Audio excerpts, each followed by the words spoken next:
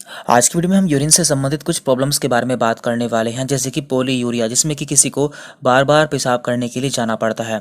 तो ऐसा क्यों होता है और डॉक्टर इसमें कौन सी मेडिसिन देते हैं, आज की वीडियो में हम उसी के बारे में बात करने वाले हैं। तो पहले हम बात करते हैं, if there is burning sensation, fever और चिल्स। यदि आपको बार बार पेशाब करने के लिए जाना पड़ता है और पेशाब करते समय आपको जलन होती है और साथ में बुखार या फिर ठंड भी लगती है, तो ये सभी यूटीआई या फिर यूरिनरी ट्रैक्ट इन्फेक्शन के सिम्टम्स होते हैं, यानी कि आपको इन्फेक्शन हो चुका है। तो ऐसे में डॉक्टर कौन सी मेडिसिन देते हैं उसके बारे में हम जान लेते हैं।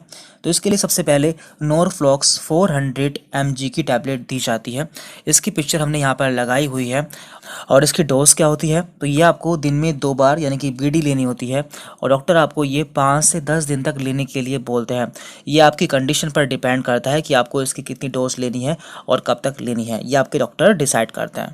और आपको नॉरफ्लॉक्स के स्थान पर लिवोफ्लॉक्सासिन 400 mg टैबलेट भी दी जा सकती है। यहाँ पर हमने इसकी पिक्चर लगाई हुई है। और इसकी डोज क्या होती है, तो ये आपको दिन में 1 बार यानी कि ओडी लेनी होती है और आपको ये 7 से 10 दिन तक दी जाती है। तो कब तक लेनी है ये आपके डॉक्टर डिसाइड करते हैं। और टैबलेट के साथ में कभी कभी आपको एक सिरप भी दिया जाता है, जैसे कि सिटाल सिरप। तो ये एक एल्कलाइजर होता है। तो आपको इसे लेना कैसे होता है, आपको इसकी 1 चम्मच 1 गिलास पानी में दिन में 3 बार लेनी होती है। तो इससे आपका जो यूटीआई है या फिर इन्फेक्शन है वो बहुत ही जल्दी ठीक हो जाता है।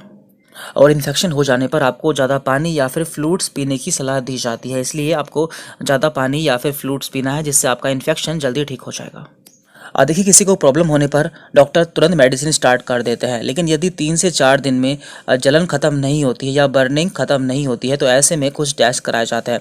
जैसे कि ऐसे में यूरिन कल्चर टेस्ट कराया जा सकता है या फिर एक्सरे भी कराया जाता है। तो इसके लिए KUB एक्सरे कराया जाता है। KUB की फुल फॉर्म होती है किडनी यूरेटर एंड ब्लैडर, जिसमें हमारे किडनी से लेकर हमारे पेशाब की थैली तक का एक्सरे या फिर अल्ट्रासाउंड कराया जाता है, जिससे कि हम प्रॉब्लम को जान पाते हैं।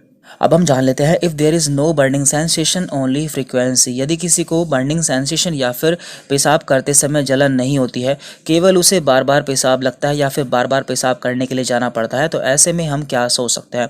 तो ऐसे में हम डायबिटीज़ या फिर शुगर के बारे में सोच सकते हैं, क्योंकि शुगर हो जाने पर हमें बार बार पेशाब करने के लिए जाना पड़ता है।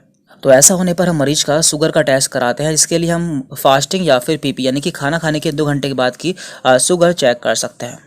अब यहाँ पर हमारा केस नंबर 3 है, if frequency is mainly at night with poor urine steam in elderly male patient. यानी कि यदि किसी को जो पेशाब है मैक्सिमम रात में होता है, यानी कि उसे रात में बार बार पेशाब करने के लिए जाना पड़ता है, लेकिन उसका पेशाब सही से नहीं होता है या फिर रुक रुक के होता है।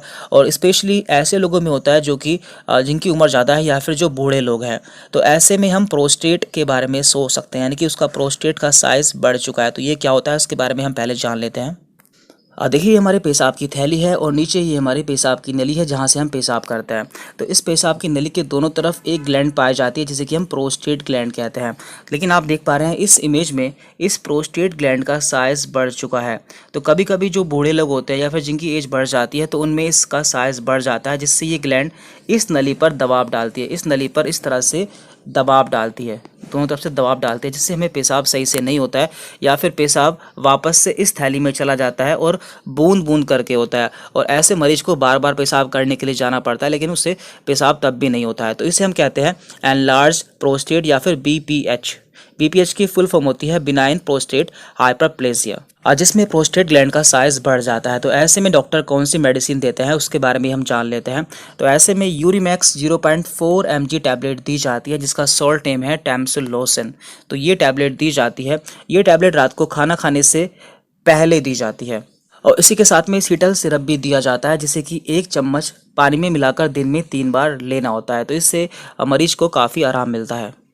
और इसके लिए एक आयुर्वेदिक मेडिसिन का इस्तेमाल भी किया जाता है, जो कि इसमें बहुत ही अच्छा काम करती है। इसका नाम है टैबलेट हिमप्लेजिया, जिसे कि हिमालय कंपनी द्वारा बनाया जाता है। इसकी 1 टैबलेट दिन में 2 बार लेनी होती है।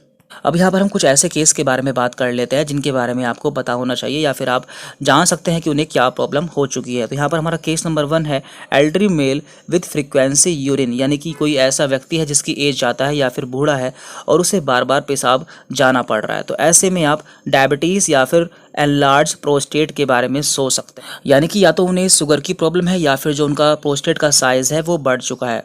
इसके बाद यहाँ पर हमारा दूसरा केस है, a patient presenting with very severe urethral pain and urine falls drop by drop with straining, यानी कि यदि किसी मरीज के पेशाब के रास्ते में काफ़ी दर्द है और उसका जो पेशाब है वो बूंद बूंद करके आ रहा है और उसे पेशाब करते समय काफ़ी परेशानी हो रही है, तो ऐसे में आप पथरी के बारे में सोच सकते हैं, यानी कि जो उसकी पथरी थी वो आकर पेशाब के रास्ते में फंस चुकी है जिससे उसे ये प्रॉब्लम हो रही है। तो यहाँ पर हमने लगभग सभी पोलीयूरिया के केसेस के बारे में बात कर लिया है और उनके कारण को भी जान लिया है, तो ये आपको पता होना चाहिए। यदि आप डॉक्टर नहीं है तो आपको कोई भी मेडिसिन खुद से इस्तेमाल नहीं करनी है, क्योंकि हर केस में मेडिसिन की डोज और उसे कैसे लेना है वो सभी चीज़ें अलग हो सकती है। Thank you very much.